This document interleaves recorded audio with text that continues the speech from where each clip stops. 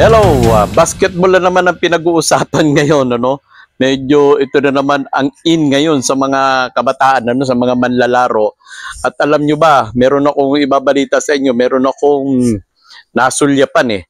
Pero bago yan, ito ang inyong kabalingkod, Marraro po at your service, bumabati sa inyo sa isang napakainit na araw na ito.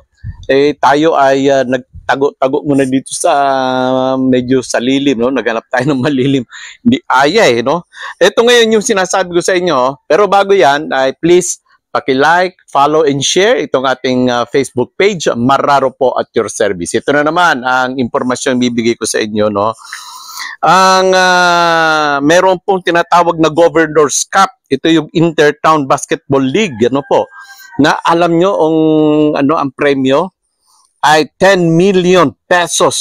Wow, tumataginting na 10 million pesos para sa project, ano?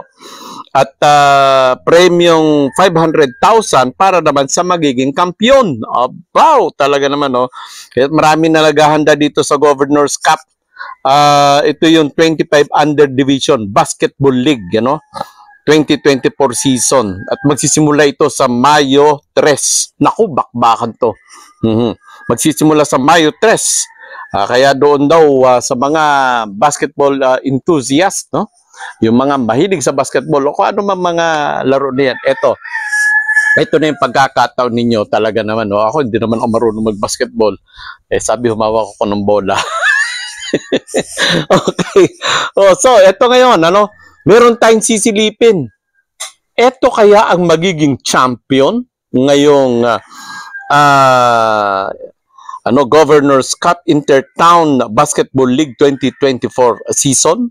Aba, season 1, aba, silipin natin kung sino itong mga ito. Huwag kayong bibitiw. Eto na.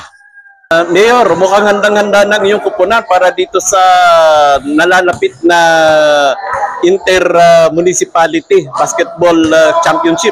Governor's Cup.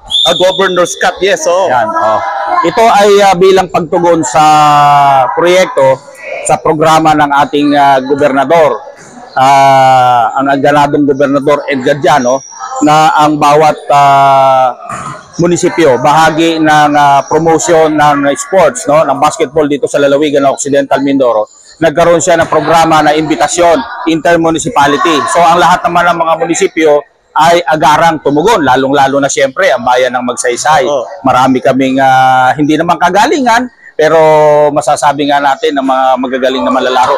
Ito ngayong kuponan na ito na nakikita mo ngayon ay ito yung selection, no? Nagpa-tryout tayo at sila yung mga pumasa sa ating tryout. Kaya sa umagang ito ay dinistribute natin yung ating mga uniforms and shoes para sa nalalapit na umpisa ng Governor's Cup sa May 3. Kaya ito ngayon sila bahagi ng kanilang pag-iensayo sa hapong ito. At nawa ay makamtan ng mga batang ito yung minimithi ng bayan ng Magsaysay kasi merong paanyaya ang ating gobernador na 10 milyon sa magcha-champion, 5 million sa first runner-up, no?